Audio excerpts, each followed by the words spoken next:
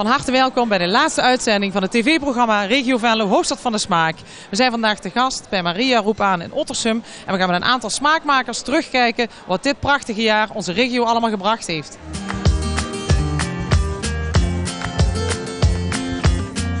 Hey, ze zijn al bijna rijp, zie ik. Ja, deze is al rijp. Het is een prachtige aardbei. We gaan voor de winst.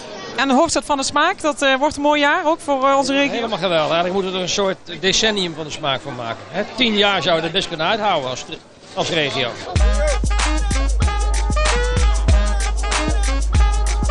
Ja, ik vond de regio van de Smaak in ieder geval een hele mooie voortzetting van de succesvolle Floriade die we gehad hebben. Eigenlijk is wat we daar met voedsel gedaan hebben nog eens echt doorgetrokken. En wat het heeft gedaan, ik denk heel veel enthousiasme teweeggebracht. Heel veel ondernemers, heel veel mensen die zijn gaan participeren. Het is echt een heel mooi, heel gevarieerd regio-evenement geworden. Er zit toch ergens wel iets, hè? Daar moet je met me eens zijn, wat iedereen een beetje aan dit onderwerp verbindt. Absoluut. Gewoon die regionale samenwerking maakt ons in heel veel opzichten sterk. Het fantastische MKB wat we hebben werkt eraan mee. Maar ook alles wat met culinaire zaken te maken heeft, met smaak, met gezonde voeding. Dat werkt hier gewoon prima.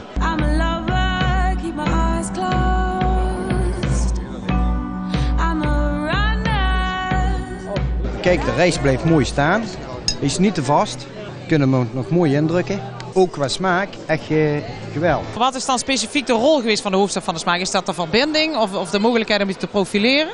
Nou, A, de mogelijkheid om je te profileren, maar B, ook om alles te ontdekken wat in onze regio zit. Want vaak weet je helemaal niet welke kwekers, tuinders, leveranciers hier eigenlijk allemaal doen, wat ze doen, hoe ze het doen. Ja, als je bijvoorbeeld zo'n aardbeienman ziet waar wij nu in onze winkels de aardbeien van hebben. Ja, geweldig.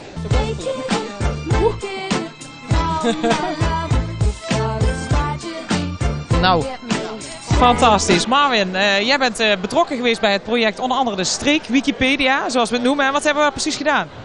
Ja, we hebben eigenlijk een hoop projecten opgestart, Vivien. En met name wat onze uitdaging was, is waar zitten die mooie streekproducten?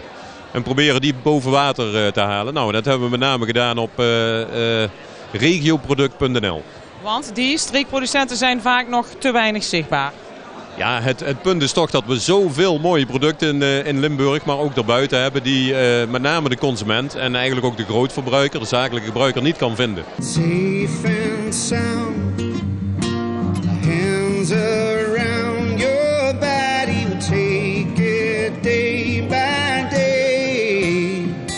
En, hoe smaakt de bitterbal? Je gaat nu proeven. Dat ga ik nou proberen. Ik blijf er even bij, ik vind het spannend. Ja, dat mag. De Balkenbrei bitterbal. Dat is toch wel weer een nieuwe innovatie ontstaan in het jaar van de smaak. Dat is toch mooi? Dat is heel erg leuk, ja. En hij is nog lekker ook. Hij is nog lekker ook, gelukkig. Ja. En jullie hebben een hele discussie over de bitterbal. Hoe smaakt die? Ja, hij smaakt heel goed, maar je verwacht dus een bitterbal. En je proeft dan Balkenbrei. En dan vroeger kregen we Balkenbrei met gebakken appeltjes. Dus wij zeiden, eigenlijk mis je net die component. Iets van die appelkompot. Het appeltje. Zou nog een als dipje erbij of zo? Ja, dipje of als midden in een klein beetje appelkompot. En dan dat je erin bijt en dan de appelkompot uitkomt. Hij is het lekkerste met gekarameliseerde stroop. Ah, stroop. Oké, nou, hele goede tip. Dus voor als je ze thuis maakt met stroop. Met stroop. Henke van Heldro IJs. Wat ik gehoord heb, dat vind ik echt heel erg uniek. Jullie maken maar één smaak. Ja, eigenlijk is onze hoofdmoot gewoon vanille-ijs. En daar staan wij bekend om. En dat doen we 75 jaar nou. En we hebben meerdere smaken in de weekenden, maar de meeste mensen komen alleen voor ons vanille-ijs. En al die liflafjes en opfluffen en mooier maken is dus helemaal niet nodig. Gewoon puur back to basic vanille-ijs. Ja, het wordt steeds meer dingen erbij, maar vooral het ijs is bij ons gewoon de hoofdmoot waar wij bekend op zijn. Als je terugkijkt, wat haal je er dan specifiek uit? Nou, ik vond het weekend van de smaak in de Floriade erg goed, erg druk bezocht.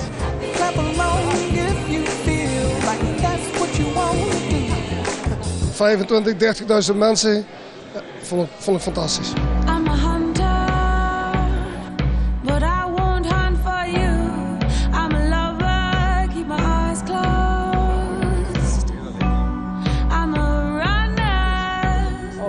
Nou, het ziet er fantastisch uit. Een voermansontbijt, wat is dat? Het voermansontbijt is het ontbijt wat vroeger op de boerderij gegeven werd aan de voerman. Als je de reacties van de mensen te horen kreeg, alleen al in Villa Flora. Wat ik leuk vond is dat mensen echt rondliepen met... ik hoorde in films van, nou dat mogen ze voor mij wel elk weekend organiseren. Tot en met, je krijgt hier weer het oude veilinggevoel. Met prachtige producten die je tegen een voordelige prijs kunt inkopen.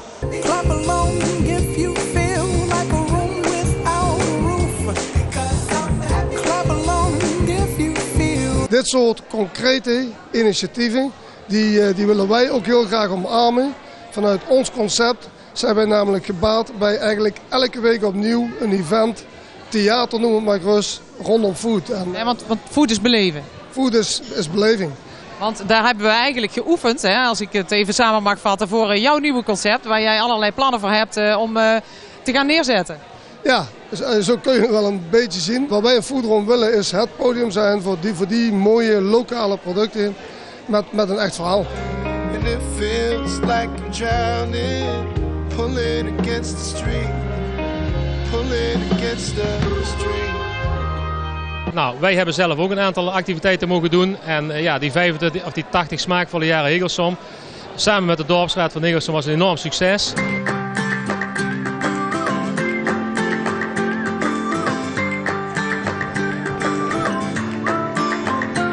Ik heb gehoord dat G. Hegelsom heb opgericht. Nee, opgericht niet. 80 jaar Hegelsom. Ja. Heb je meegemaakt? Dat hebben wij gemaakt, ja. Hey Tom, we staan hier onder de lamp. We lopen er nog net niet tegenaan gelukkig. Maar dit is jullie trots? Ja, dit is onze Parmesan Cheese Lamp. Dit is onze Parmezaanse kaaslamp. Een echte? Een echte lamp. Oh, geen echte kaas? Nee, geen echte kaas, nee, dat zou stinken. Ja. Ik denk dat gaat stinken en dan gaat het ook smelten. Zo rot, sorry. Dat willen we niet hebben. Nee, we zijn er nou een jaar mee bezig en het gaat super. Het gaat de hele wereld over inmiddels. Jullie verkopen hem via je webshop? Ja, we hebben een webshop en via de webshop verkopen wij hem, ja.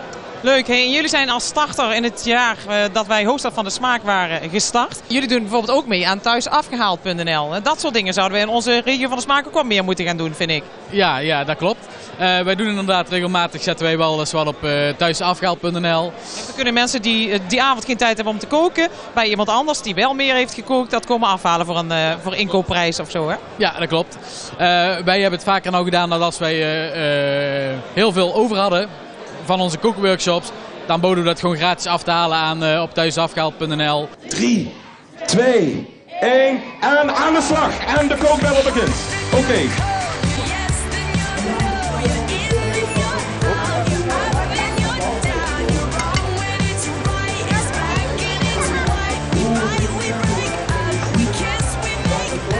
Als je kijkt naar het afgelopen jaar dat Regio van de Smaak ons heel veel gebracht heeft. Wij hebben onze leerstraten waarin kinderen leren waar het vandaan komt, het product, tot en met het product op het bord. Dat hele concept hebben wij in het jaar van Hoofdstad van de Smaak kunnen ontwikkelen. En ja, het heeft ons eigenlijk alleen maar win-win opgeleverd. Door samen met jullie als partners een aantal events te mogen organiseren. Onze naam wat verder op de kaart te mogen zetten. En wij gaan in 2014 door met de ontwikkeling van nieuwe leerstraten samen met nieuwe partners. En ja, natuurlijk de Villa Flora. Dus ja, wij zijn heel erg blij.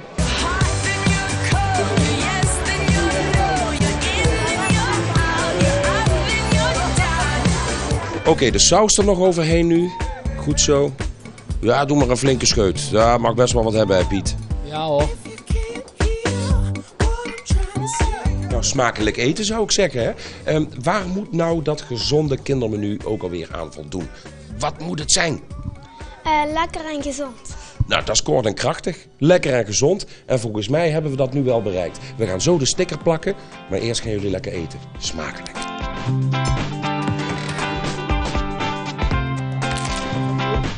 Gefeliciteerd met je kindproef. Dankjewel. Het raadhuis, het Roodhoes zeggen we, hè? Uit Ruivert, daar ben jij de chef van. Ja. Jullie zijn ook helemaal kidsproof, hè? Ja, we zijn helemaal kidsproof. We hebben de knikkerparade gemaakt met de Duke of Berkshire. Een leuk product waar we al heel veel reacties op gehad hebben. En er zijn heel veel kinderen die vinden dat ontzettend lekker. En de Lommelbergen gaat het nu ook als kindermenu aanbieden? Die hebben het gepromoot als kindermenu.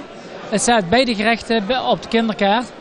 Maar het lekkerste kun je dan natuurlijk bij ons eten. Bij de dat snap ik, want jullie hebben het uitgevonden. Met de Duke of Berkshire. Dat is een super ras van varken. En dat is zo'n smakelijk eten. Dat is gewoon lekker.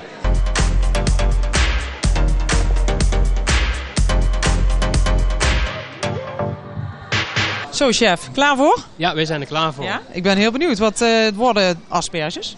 Wij maken een mooie cocktail met asperges en vruchtjes. Dus de schijf van 5 een beetje. En wat ga je maken? Groentefrietjes. En het worden dus asperges? En ham. Ja, met de Veldkeuken hebben we dit jaar het concept ontwikkeld van een pop-up restaurant. Met 2 andere ondernemers hebben we hospitality, gastronomie en design bij elkaar gebracht.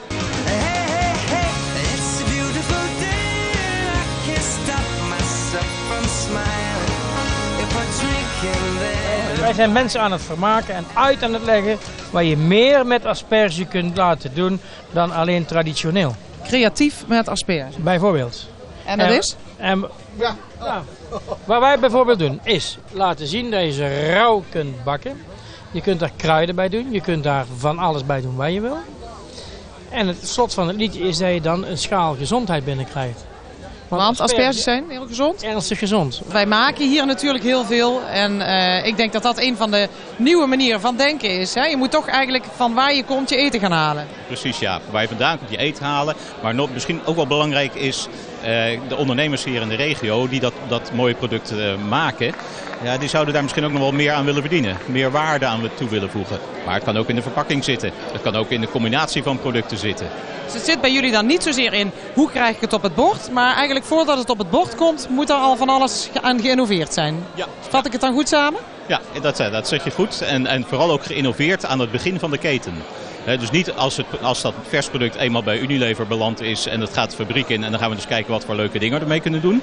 Nee, veel eerder, bij die zaadveredeling, bij die teler, wat kan je nou op dat moment met dat verse product al doen?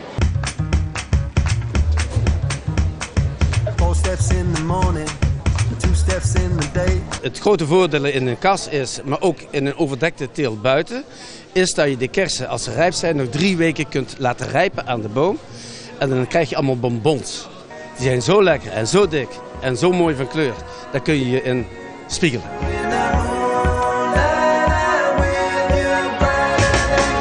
Eten is natuurlijk heel belangrijk hè, voor mensen die ziek zijn vooral. Het kan volgens mij het herstelproces ook versnellen.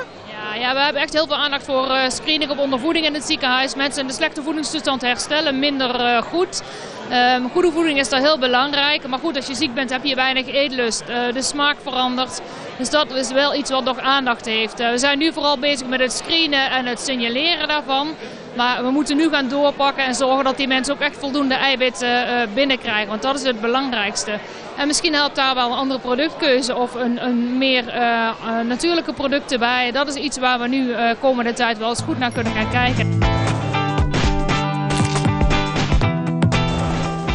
Het hoogtepunt. Nou, ik vond natuurlijk 12 juni wel een hele bijzondere. Hè, dat de koning en de koningin in ons stadje waren en over het Smaakplein liepen. Waarin je eigenlijk al die kinderen, want daar gaat het mij om, al die kinderen heel trots hun eigen menu zag presenteren.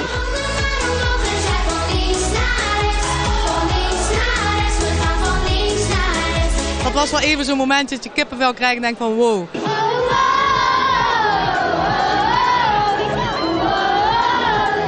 Morgen is het nog moeilijker? Ze worden volgens mij toegelaten. Ja? Leuk, Willem-Alexander heeft ook even geproefd van onze Limburgse asperges. Ja, heel gezond. Daarom mogen we ze zo eten. Hoe gaan we die lijn nou doortrekken? Hoe houden we dat vast hier, die energie in onze regio? Nou, ik denk de terechte opmerking zo straks bij het symposium dat het de overheid en het bedrijfsleven samen moeten doen. En die initiatieven die er zijn, die moet je gewoon oppakken. En wij hebben voor het komende jaar weer 2-3 activiteiten zelf al op de kaart gezet.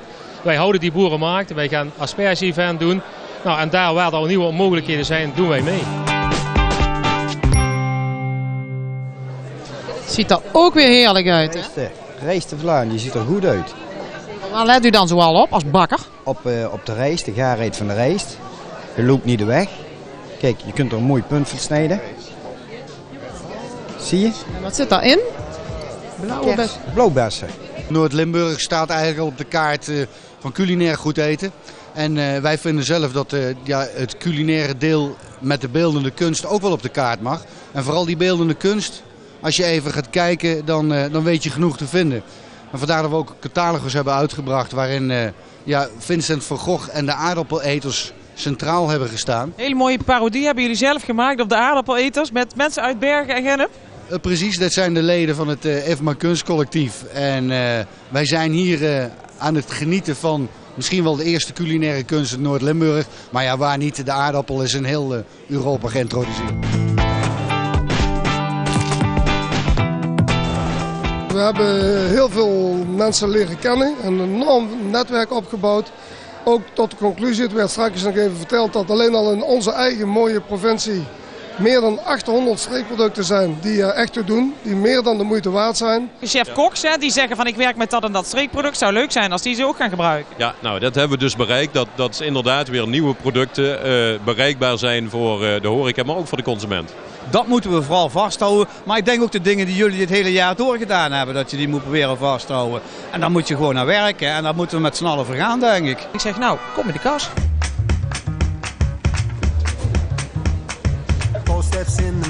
En ik ken dat volgens mij, of niet? Nou, ik ben al postbode geweest, dus. Dan weet je alles.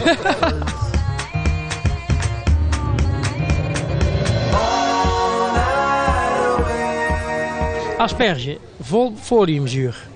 Het zit vol met mineralen, het zit vol met ijzers. Er zit veel meer in dan dat wij denken. Daar gaat hij dan, op het tweede vaatje. Smakelijk.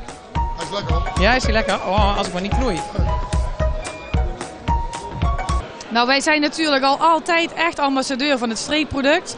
Dus wij halen zoveel mogelijk uit de streek.